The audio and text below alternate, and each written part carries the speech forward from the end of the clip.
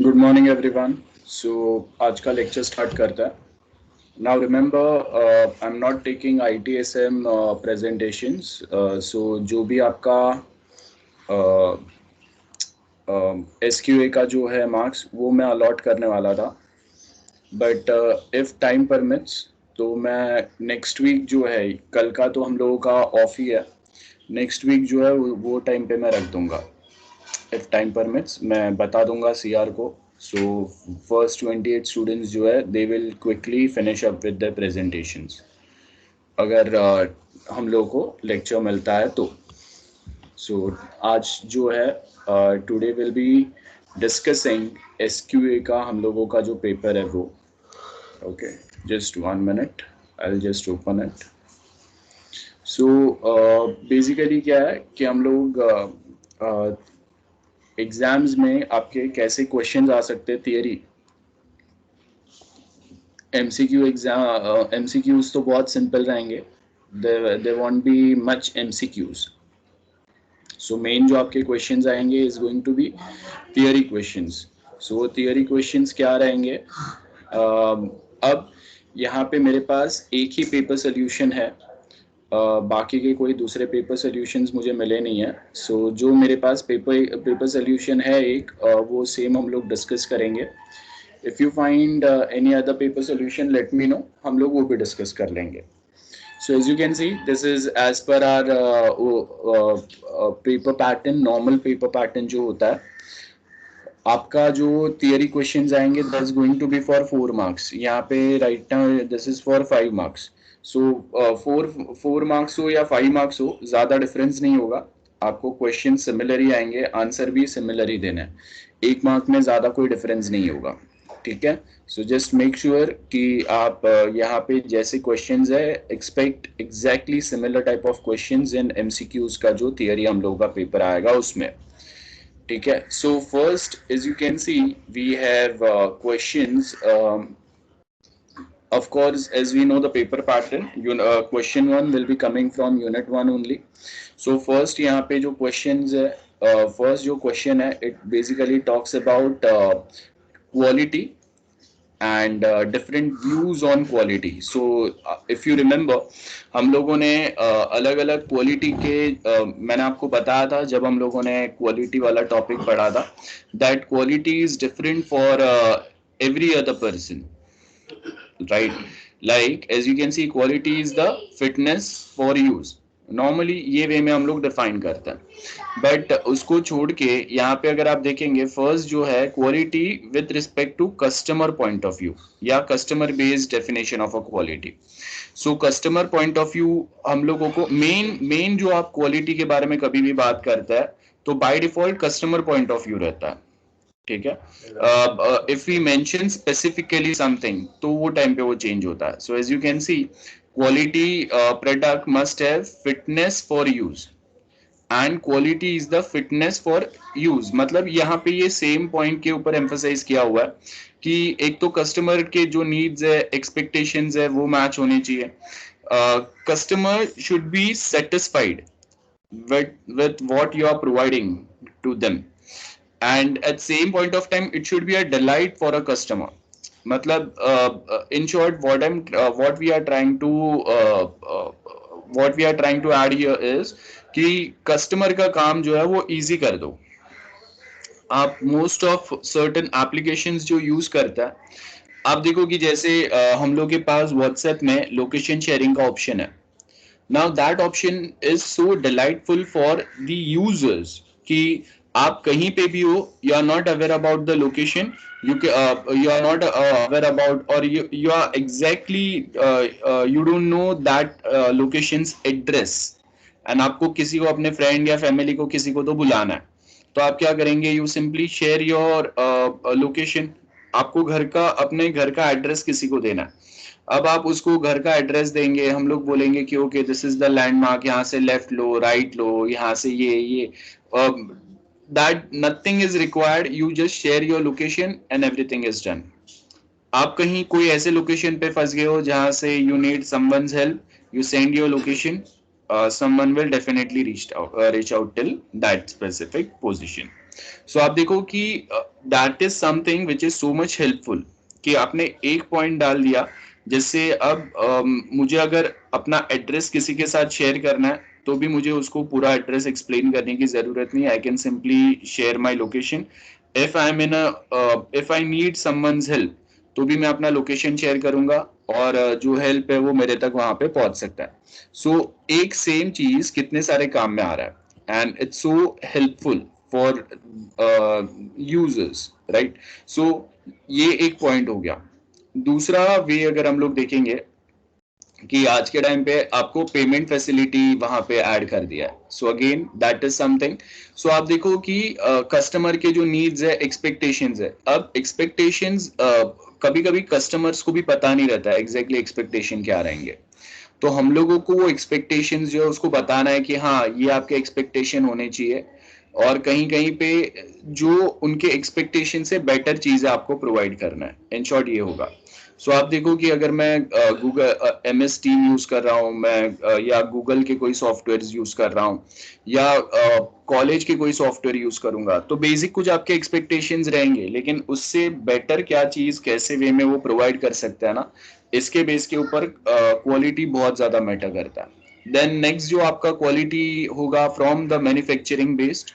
Now यहाँ पे अगर आप देखेंगे this definition is mainly derived from engineering product manufacturing where it is not expected that the customer knows all requirement of the product, right. जैसे Facebook है, Twitter है. So आप देखो कि many product level requirements are defined by architect and designers on the basis of customer feedback and survey. मतलब customer ने exactly कोई आपको रिक्वायरमेंट दिए नहीं है ना. MS टीम एग्जैक्ट कोई रिक्वायरमेंट दिए नहीं है, बट हम लोगों ने क्या देखा, सर्वे किया, फीडबैक लिया, मार्केट में जो सिमिलर सॉफ्टवेयर्स है उनके कंपैरिजन में लाया. सो मार्केट रिसर्च में हैव जनरेट रिक्वायरमेंट स्टेटमेंट वही है. सो यहाँ पे हम लोगों ने क्या बोला, perception of probable customers about what feature and characteristics of feature are expected by the market as per the current trends and technology. So a quality product must define a requirement specification, वही सब है, basic points है. So conformance to requirement. Certain things जो आप market में देखेंगे आपके competitors rivals जो है वो क्या वे में प्रोवाइड कर रहा है, आप उससे कुछ बेटर चीजें प्रोवाइड करने का ट्राई करेंगे. एंड थर्ड जो है वो है प्रोडक्ट बेस्ड. प्रोडक्ट बेस्ड मतलब product must have something that other similar product do not have. ये बहुत इंपॉर्टेंट है कि आपको मार्केट में सरवाइव करना है तो आपको कोई ना कोई एक यूनिक चीज ऐसे प्रोवाइड करने पड़ेंगे जो आपके कॉम्पिटिटर्स या जो आपके राइवल्स है उनके पास ना हो, और वो ही कस्टमर को सबसे ज्यादा सेटिस्फेक्शन प्रोवाइड करता है. So this attribute must add value for customers or users that he or she can appreciate the product in comparison to competitive party या आपके जो बाकी के जो सिमिलर प्रोडक्ट्स है उसके कंपैरिजन में. So I hope this is very simple and clear. ये आपके 3 डेफिनेशन हो गए. नाउ फोर्थ डेफिनेशन जो है that is value based. So as you can see value based क्या बोला, a product is best combination of price and features. So ये देखो ये बहुत इंपॉर्टेंट है आज के टाइम पे कि आप मिनिमम प्राइस में मैक्सिमम फीचर्स प्रोवाइड करो and that is only we can provide. And ये जो फीचर्स आप मिनिमम प्राइस में प्रोवाइड कर रहे हो वो भी आपको क्या करना है, आपको वो फीचर्स वो सिमिलर फीचर्स मिनिमम प्राइस में बेस्ट क्वालिटी के साथ प्रोवाइड करना है to stay in the competition. So यहाँ पे वही दिया है, expected by requirement the customer must get the value of his investment by buying the product. आप देखो कि आजकल मोस्ट ऑफ जो प्रोडक्ट्स मार्केट में बाई होता है उनका वन टाइम पेमेंट होता है बहुत बार गूगल के साइट से या और कहीं से, और या फिर आप कस्टमाइज वे में बाइंग कर सकते हैं. लाइक MS टीम ही है तो मैं अभी कितने स्टूडेंट्स को मुझे एट अ टाइम ज्वाइन करना है, रिकॉर्डिंग फीचर रिक्वायर्ड है या नहीं, और कोई एडवांस फीचर्स रिक्वायर्ड है या नहीं, उसके हिसाब से I can purchase the different plans. बराबर है. सो यहाँ पे अगर आप देखेंगे the cost of product has direct relation with the value that customer finds in it. More value of a customer helps in better appreciation of a product. Many a time it claims people do not buy product, they buy benefits which are coming with this. So बहुत simple है. Then last हम लोग का transcendent quality है. Too many users और customers, it is not clear what is mean by quality of the product, but as per the perception it is something good. बराबर है. Quality मतलब अच्छा प्रोडक्ट होना चाहिए, फेलियर्स नहीं आने चाहिए, फास्ट चलना चाहिए. That's what they define quality means. So they may want to purchase it because of some quality present और absent in that product. The customer will derive the value, may feel the pride of ownership. So आपके यहाँ पे कुछ ऐसा चीज present है जो बाकी कहीं पे नहीं है ना. सो आप देखो यहाँ पे क्या बोला है, सम क्वालिटी प्रेजेंट और एब्सेंट इन द प्रोडक्ट, और उसके बेस के ऊपर क्या किया है, आपका प्रोडक्ट जो है, people are purchasing that product. That's it. Okay. So यहाँ पे ये एक पॉइंट हो गया. क्वालिटी व्यू अगर आप देखेंगे, सो हर किसी के अलग अलग क्वालिटी व्यू रहेंगे. अब ये कुछ पॉइंट्स जो है ये हम लोगों ने डिस्कस किए हैं ऑलरेडी. सो फर्स्ट अगर आप देखेंगे, employ, people working in project और organization may termed as employees, and this people may be permanent or temporary worker, but may not be contractual labor having no stake in product success. तो हम लोग क्या बोल रहे हैं कि ये जो एम्प्लॉयज है, ये एम्प्लॉयज अपने काम से कितने सेटिस्फाइड है, या वो अपने साइड से कितने एफर्ट्स डाल रहे हैं. तो उनके एफर्ट्स जितने अच्छे रहेंगे और वो एफर्ट्स को आप जितने बेटर वे में रिवॉर्ड करेंगे, उतना क्वालिटी बेटर रहेगा. और एम्प्लॉयज का जो मेन पॉइंट ऑफ व्यू है वो कैसे रहेगा, उसके लिए मैनेजमेंट जो है ना वो बहुत इंपॉर्टेंट रहेगा. सो यहाँ पे अगर आप देखेंगे, वी हैव मैनेजमेंट. सो क्या बोल रहे हैं हम लोग, management, the people managing the organization project may be termed as management in general. Management may be divided further into project management, staff management है, senior management है, investors है, ये सारे management में आएंगे. अब मैनेजमेंट जो है वो अगर सिर्फ प्रॉफिट ज्यादा कमाने पे अगर फोकस रख रहा है तो ऑफ कोर्स क्वालिटी नहीं आएगा. But at same point of time if they want to maintain their standard, their reputation in a market, तो वो एक बाय डिफॉल्ट एक स्टैंडर्ड मेंटेन करेंगे. सो यहाँ पे अगर आप देखेंगे, management needs more profit, recognition and turnover उनका इंप्रूव होना चाहिए to make their vision and mission successful. Now project का जितना सक्सेस होगा, बराबर है, तो उतना आपका कस्टमर बेस बढ़ेगा. कोई भी फील्ड हो, माउथ पब्लिसिटी जो है that plays the most significant role.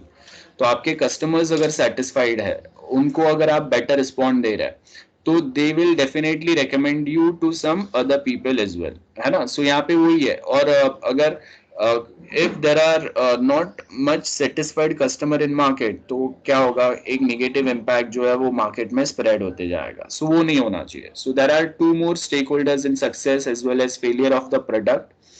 Many times we don't feel their existence at project level or even at the organization, but they do exist at macro level. और ये जो है, ये main कौन है, जो आपके एम्प्लॉयज कितना प्रॉपरली एफर्ट्स डाल रहा है और उन वो कस्टमर के साथ में कैसे बिहेव कर रहा है, कस्टमर के साथ में कैसे सिचुएशंस टैकल हो रहा है.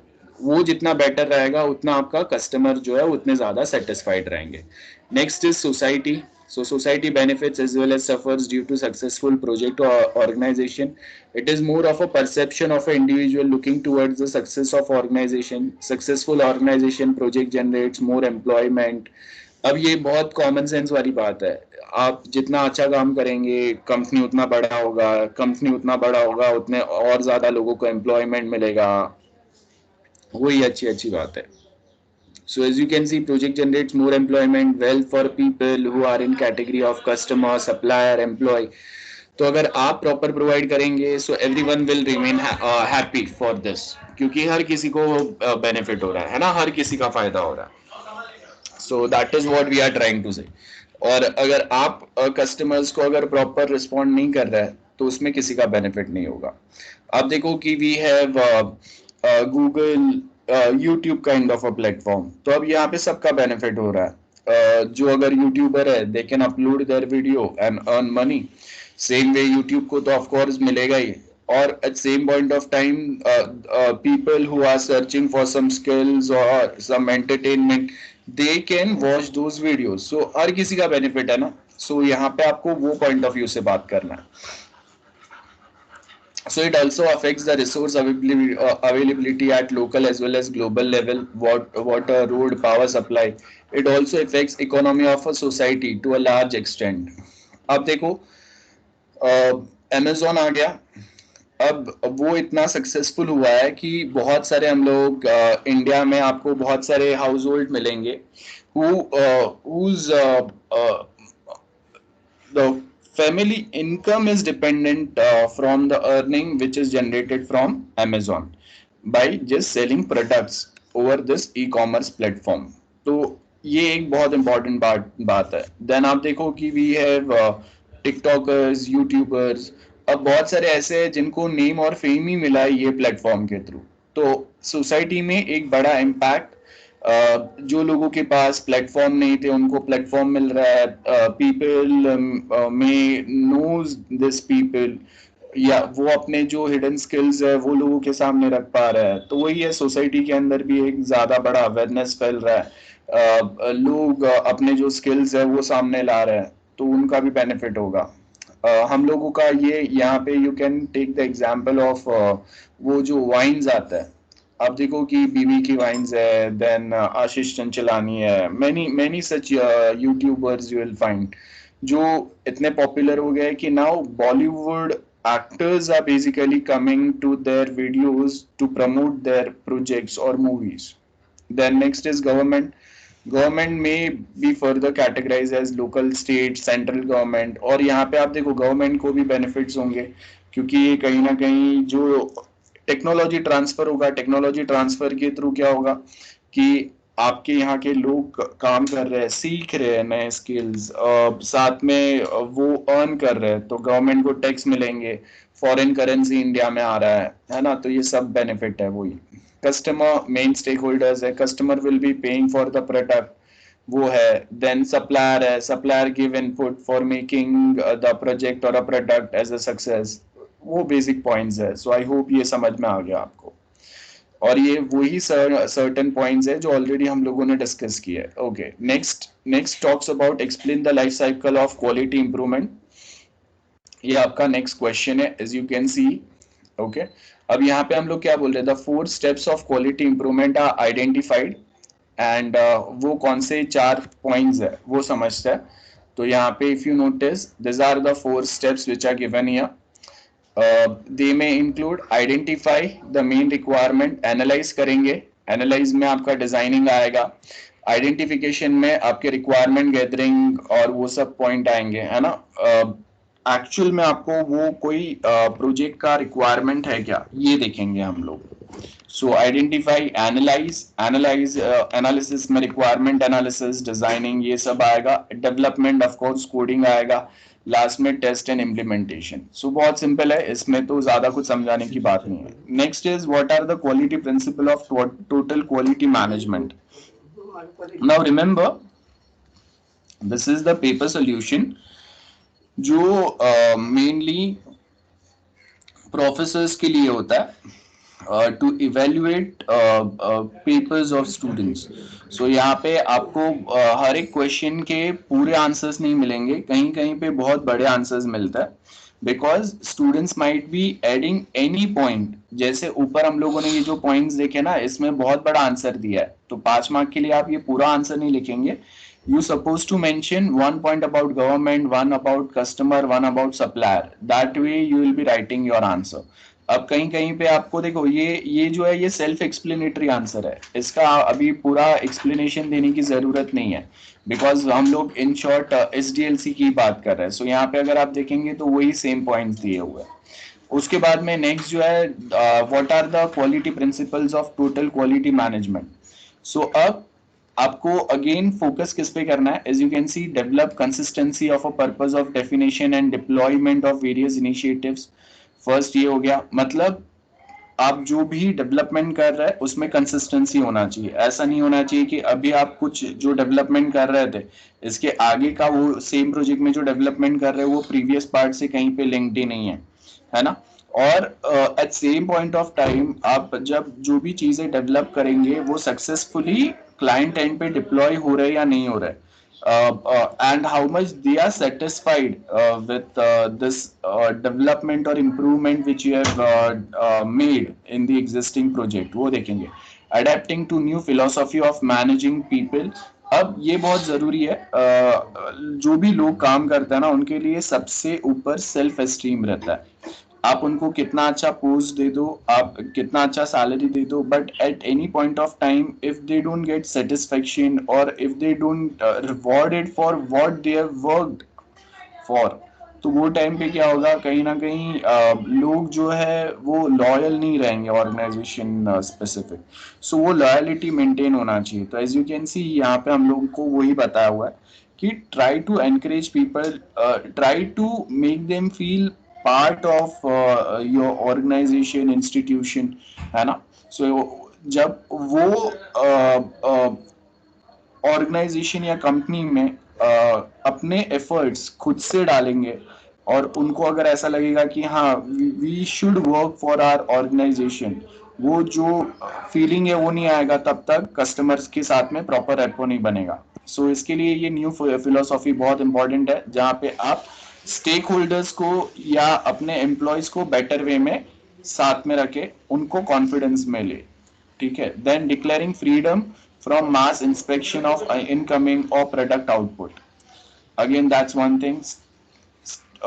Stop awarding of lowest price tag contract to suppliers. ऐसा नहीं होना चाहिए कि सिर्फ जो सबसे कम प्राइस में आपको कुछ चीज बना के दे रहा है उसी को आप अपना प्रोजेक्ट बनाने के लिए देंगे. There has to be some other point of view as well, जहाँ पे हम लोग क्वालिटी पॉइंट ऑफ व्यू से बात करें. आफ्टर सेल सर्विस कैसा वो प्रोवाइड करेंगे, है ना. ये सब पॉइंट पे भी हम लोगों को फोकस करना चाहिए. Improve every process use for development and testing. ये तो इम्प्रूवमेंट बार बार होगा ही, बिकॉज जैसे जैसे आप एक्सपीरियंस होते जाएगा ज़्यादा वैसे वैसे ये इम्प्रूवमेंट्स जो है वो आते जाएंगे प्रोजेक्ट में. Then institutionalized training across the organization for all the people. Then institutional leadership throughout the organization at each level. Drive out fear of failure.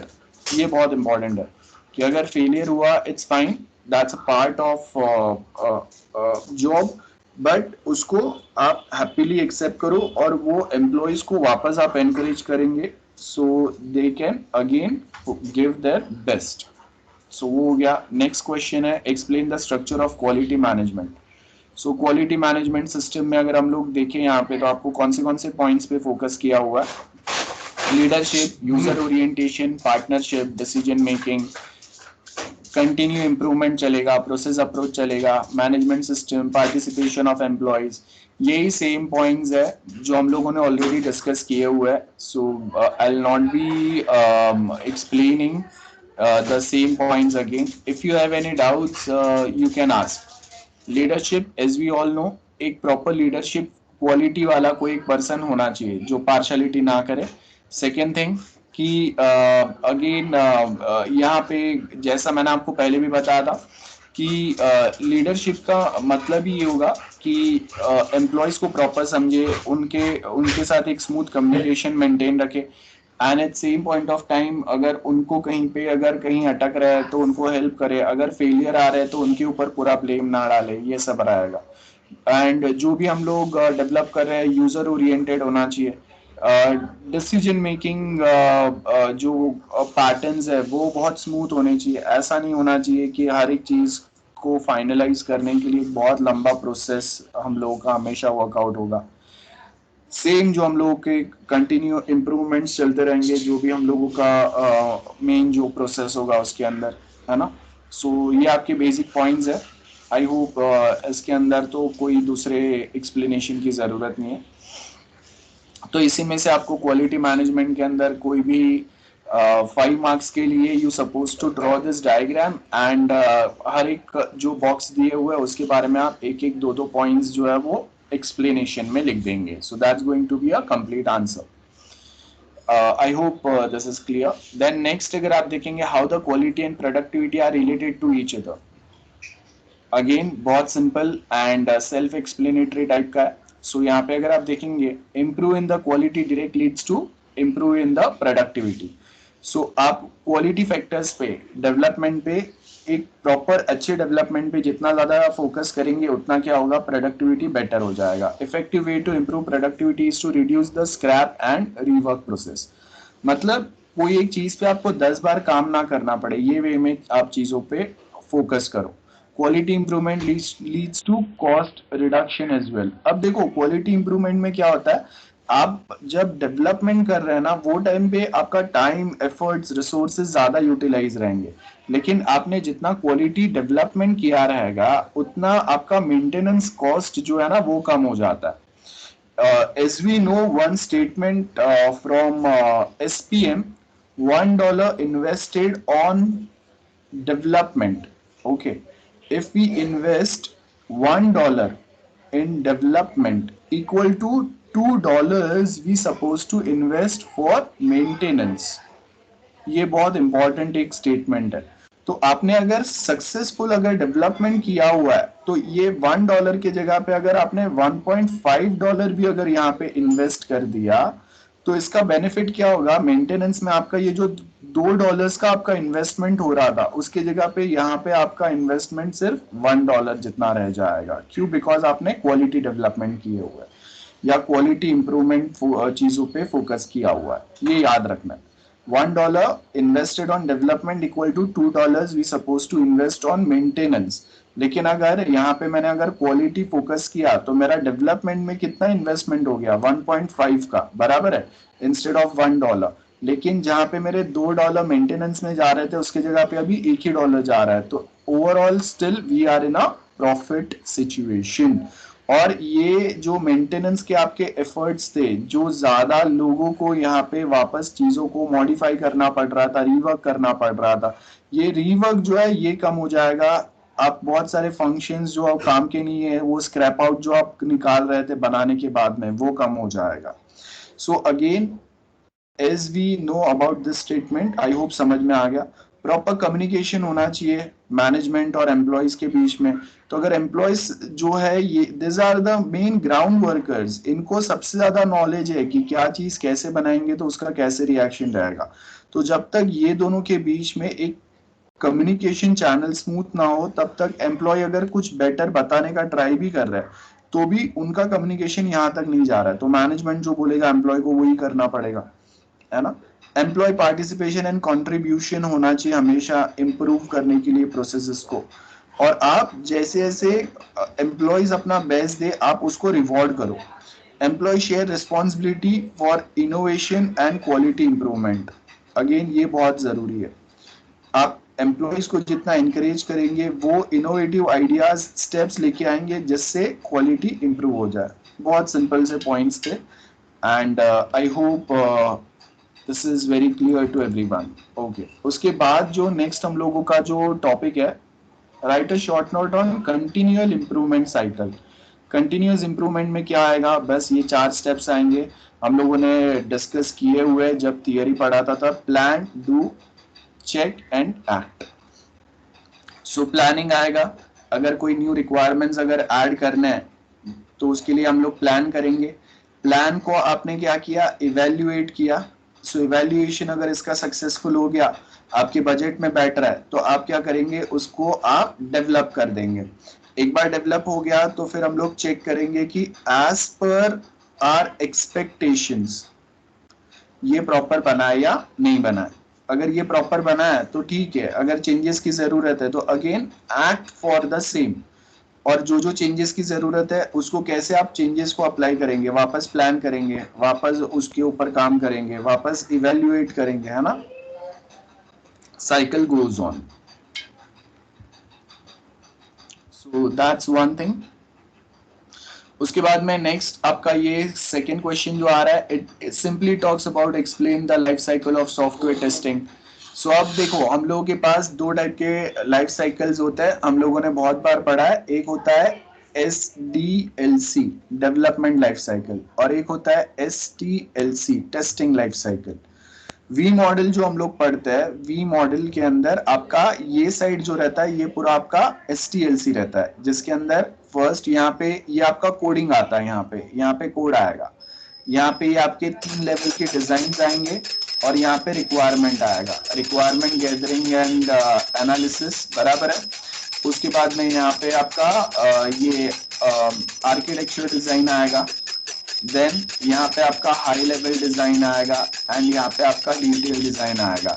ये आपका कौन सा हो गया, ये आपका SDLC मतलब डेवलपमेंट वाला पार्ट हो गया कि डेवलपमेंट के लिए आपने ये वाले स्टेप्स फॉलो किए।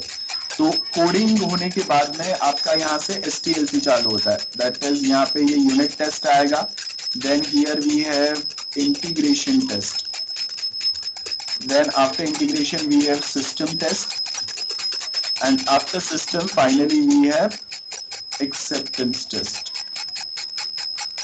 ये आपका STLC का पार्ट आएगा। अब यहाँ पे हम लोग मेनली बात क्या कर रहे हैं, जब अगर आपको टेस्टिंग करना है तो सबसे पहले आपने रिक्वायरमेंट एनालाइज किया, रिक्वायरमेंट के बेस के ऊपर हम लोगों ने टेस्ट प्लानिंग बनाया, मतलब टेस्ट केस डेवलपमेंट जो है वो प्रोसेस यहाँ पे चालू होगा। सो देखो ये टेस्टिंग प्लानिंग आपने बना दिया कि okay how we are going to test, based on that planning हम लोगों ने टेस्ट केस टेबल्स बनाए, टेस्ट केस टेबल बनेगा आपका एक्सेल फाइल जैसे मैंने आपको बताया था।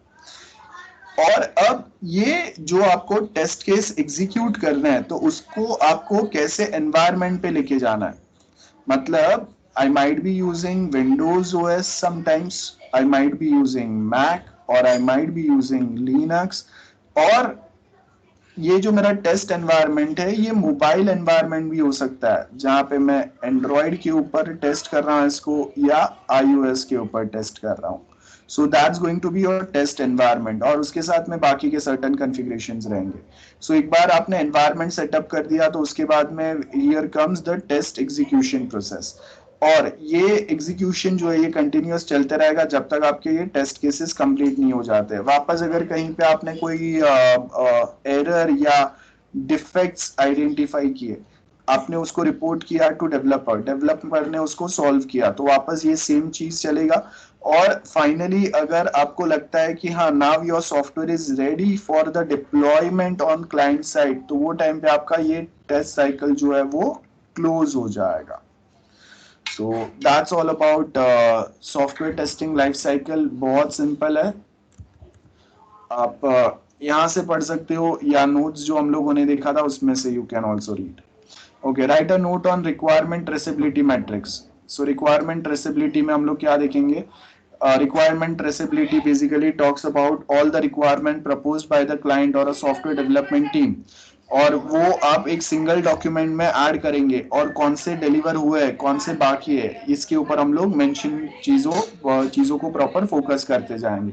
सो एज यू कैन सी हर एक जो रिक्वायरमेंट आप प्रोजेक्ट में ऐड करने वाला है वो हर एक रिक्वायरमेंट को हम लोग क्या करेंगे, विल अप्लाई रिक्वायरमेंट आईडी, कौन से टाइप का रिक्वायरमेंट है उसका डिस्क्रिप्शन लिखेंगे, and once we are done with type of requirement in its description, test cases डाल देंगे उसका स्टेटस के साथ में। स्टेटस मतलब अभी तक हम लोगों ने सिर्फ जो एक्सपेक्टेड रिजल्ट ही वहां पे मेंशन किया है, टेस्टिंग पास या फेल हुआ ही नहीं है क्योंकि अब तक टेस्ट हुआ नहीं है ना। तो अगर एक बार डेवलपमेंट हो गया, टेस्ट हो गया, तो उसका टेस्ट रिजल्ट पास है या फेल है वो हम लोग यहाँ पे मेंशन करेंगे।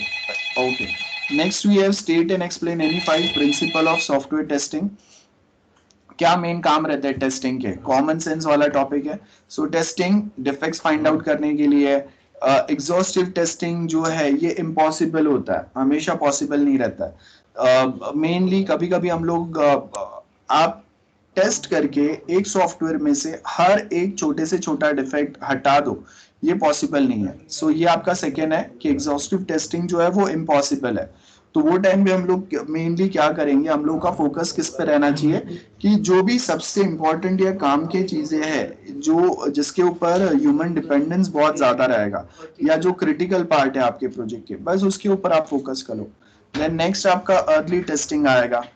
as we all know what we mean by early testing, from requirement gathering phase only we start testing the system.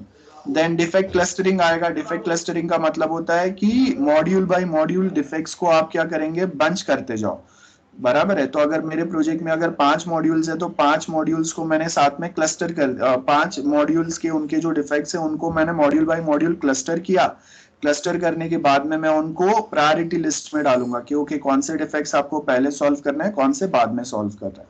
Pesticide paradox है जहाँ पे हम लोग एग्जैक्टली बता देंगे कि ओके कौन से टाइप के डिफेक्ट्स के ऊपर कौन सा टाइप का। अब पेस्टिसाइड का मतलब क्या है, जैसे हम लोगों को पता है कि ओके आपको अगर मॉस्किटोज के लिए एक अलग स्प्रे होता है, बाद में कोई अलग टाइप के जो इंसेक्ट्स होंगे उनके लिए अलग स्प्रे रहेगा।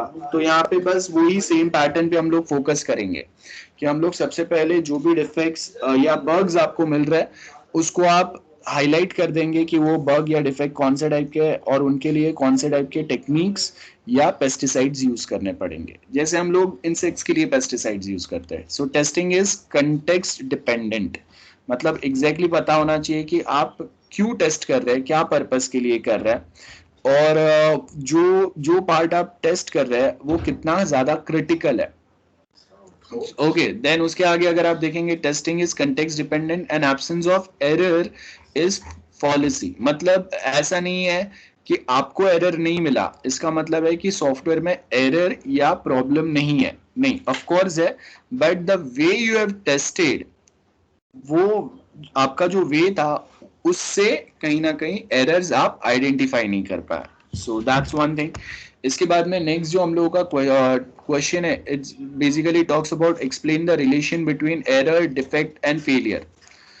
So the variation between actual result and expected result, उसको हम लोग डिफेक्ट बोलेंगे। जो हम लोगों ने टेस्ट केस टेबल्स बनाते हैं उसमें ये हम लोगों ने पढ़ा हुआ है। इफ यू रिमेंबर हम लोगों ने एक्सेल फाइल देखा था टेस्ट केसेस का। तो डिफेक्ट्स हम लोग क्या बोल रहे हैं कि एक्चुअल रिजल्ट और एक्सपेक्टेड रिजल्ट जब अगर मैच नहीं कर रहे as per the test cases तो इसको हम लोग डिफेक्ट बोलेंगे। Now if developer unable to successfully compile या रन, मतलब आपके एरर्स जो है वो दो टाइप के रहेंगे। एक आपके कंपाइल टाइम एरर रहेंगे जो सिंटैक्स एरर बोलेंगे जिसको हम लोग, और दूसरे रहेंगे रन टाइम एरर। मतलब प्रोग्राम सक्सेसफुली एग्जीक्यूट तो हो रहा है बट वो एक्सपेक्टेड रिजल्ट्स जो है वो जनरेट नहीं कर रहा है क्योंकि आपका लॉजिक में कहीं ना कहीं कोई प्रॉब्लम आ रहा है, या आपने नेस्टेड लूप्स यूज किए हुए हैं, कॉम्प्लेक्सिटी कोड का बहुत ज्यादा है, तो आपने कोड कुछ अलग लिखा है और रिजल्ट कुछ अलग जनरेट हो रहा है ना। सो यहाँ पे वही दिया हुआ है कंपाइल टाइम या रन टाइम एरर रहेंगे, they call it as an error. Now once the product is deployed, अब ये बहुत जरूरी है, एक आपके डिफेक्ट्स हो गए जहां पे actual and expected result match नहीं कर रहे, दूसरे आपके run time compile time error हो गए। रन टाइम एरर हैंडल करने के लिए हम लोग एक्सेप्शन हैंडलिंग वाला कंसेप्ट यूज करते हैं। ये सब हो गया एंड थर्ड आएगा फेलियर। फेलियर का मतलब है कि आपने कस्टमर एंड पे सॉफ्टवेयर को डिप्लॉय कर दिया है। Now customer while customer use your product और अ सॉफ्टवेयर, और वो टाइम पे वाइल यूजिंग योर प्रोडक्ट अगर सडनली उसका कोई टास्क या प्रोसेस जो है वो बीच में से बंद हो जाए, आपका सॉफ्टवेयर फेल हो जाए, that's going to be a failure. मतलब आपका सॉफ्टवेयर या प्रोडक्ट क्रैश हो गया, या यूजर जब उसको कोई एक टास्क परफॉर्म करने के लिए कमांड दे रहा था वो प्रॉपरली परफॉर्म नहीं कर पाया। So if an end user finds an issue then that particular issue is called as a failure.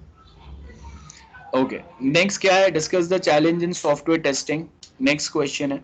अब यहाँ पे अगर आप देखेंगे complete testing is impossible, of course as we all know, एक लिमिट पे कहीं ना कहीं जाके हम लोग को टेस्टिंग बंद करना पड़ेगा। सो मेनली हम लोग फोकस जो करते हैं वो हम लोग कौन से टाइप के टेस्टिंग पे ज्यादा फोकस करते हैं कि आपके क्रिटिकल या जिसपे डिपेंडेंस बहुत ज्यादा है वैसे चीजों को आपको सबसे पहले टेस्ट करना है। Then setting the right process, lack of proper communication अगर नहीं होगा तो this is also a challenging part कि टेस्टर्स जो टेस्ट कर रहे हैं उनको कुछ एरर या डिफेक्ट मिल रहा है, और डेवलपर, टेस्टर और डेवलपर के बीच में अगर स्मूथ कम्युनिकेशन चैनल नहीं है वो एक प्रॉब्लम हो सकता है। देन टेस्टिंग के लिए आपको बाकी के जो हार्डवेयर एंड सॉफ्टवेयर रिसोर्सेज की जरूरत है, या जो एक्चुअल जो टेस्टर्स की जरूरत है, बिकॉज टेस्टर्स जो है उनको नॉलेज होना चाहिए वैसे टाइप के सॉफ्टवेयर्स का। अगर उनको वैसे टाइप के सॉफ्टवेयर्स का नॉलेज ही नहीं है तो क्या टेस्ट करेंगे, right. So testers that is also comes under a resources. जैसे अगर मैं बोल रहा हूँ कि पबजी जैसा गेम अगर टेस्ट करना है तो मैंने कभी ऐसा गेम खेला ही नहीं है, और आप मुझे अगर ऐसा सॉफ्टवेयर टेस्ट करने देंगे so what I am going to test, right.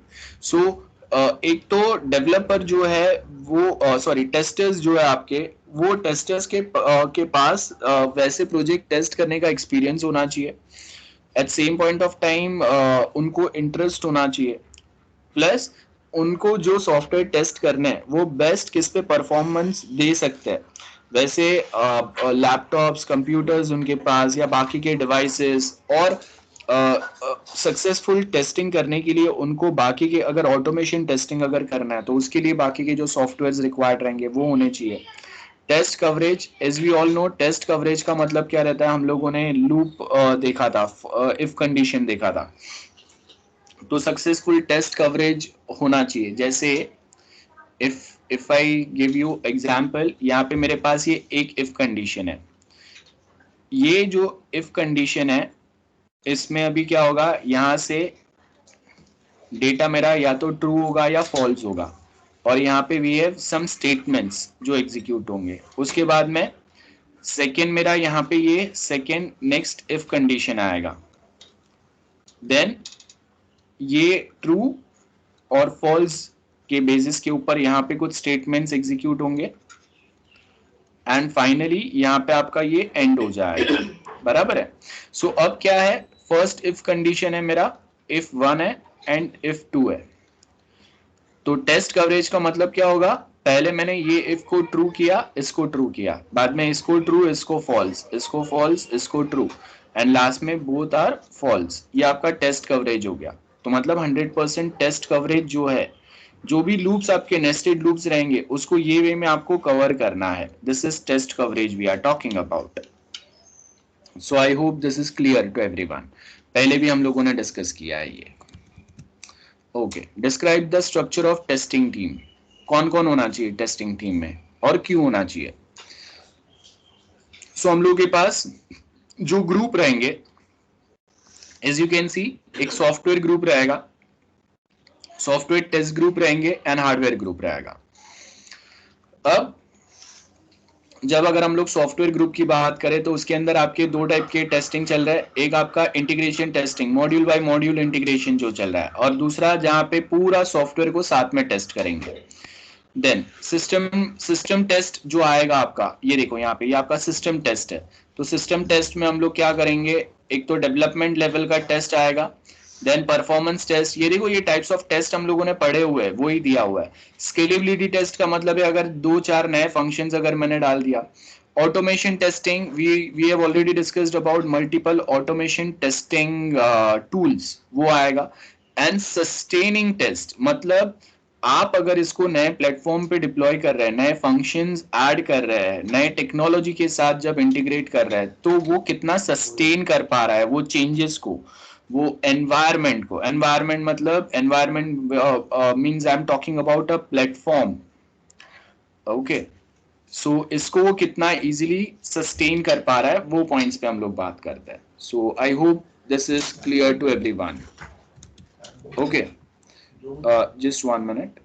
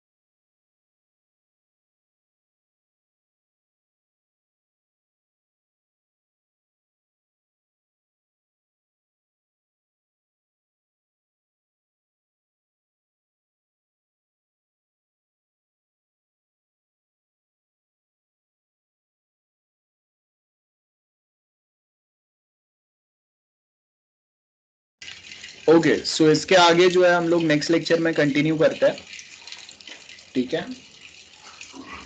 Will just take a small break now.